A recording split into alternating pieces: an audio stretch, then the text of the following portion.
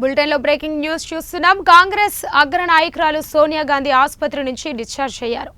ఉదర సంబంధిత సమస్యలతో బాధపడుతున్న ఆమె 4 రోజుల క్రితం ఢిల్లీలోని సర్ గంగారాం ఆసుపత్రిలో చేరారు. అక్కడ వైద్య పరీక్షల అనంతరం వైద్యులు చికిత్స అందించారు. ప్రస్తుతం ఆమె ఆరోగ్యం నిలకడగా ఉందని, అందువల్ల డిశ్చార్జ్ చేస్తున్నట్లు sir Gangaram hospital chairman doctor Ajay Swaroop తెలిపారు. కడుపులో ఇన్ఫెక్షన్ కారణంగా ఆమె అడ్మిట్ అయ్యారు.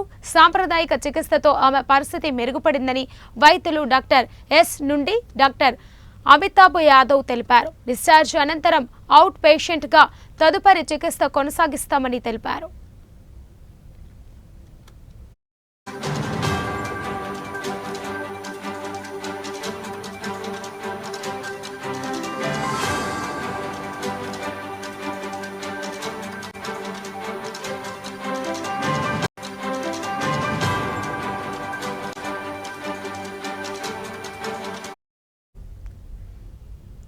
కాంగ్రెస్ అగ్ర నాయకురాలు సోనియా గాంధీ ఆసుపత్రి నుంచి డిశ్చార్జ్ అయ్యారు.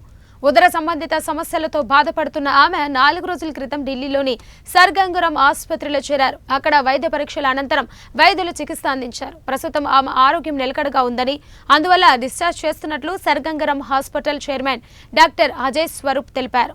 కడుపులో ఇన్ఫెక్షన్ కారణంగా ఆమె అడ్మిట్ అయ్యారు. సాంప్రదాయిక చికిత్సతో ఆమె పరిస్థితి మెరుగుపడిందని వైద్యులు డాక్టర్ ఎస్ నుండి డాక్టర్ అమితాబ్ యాదవ్ తెలిపారు. డిశ్చార్జ్ అనంతరం అవుట్ పేషెంట్గా తదుపరి చికిత్స కొనసాగిస్తామని తెలిపారు.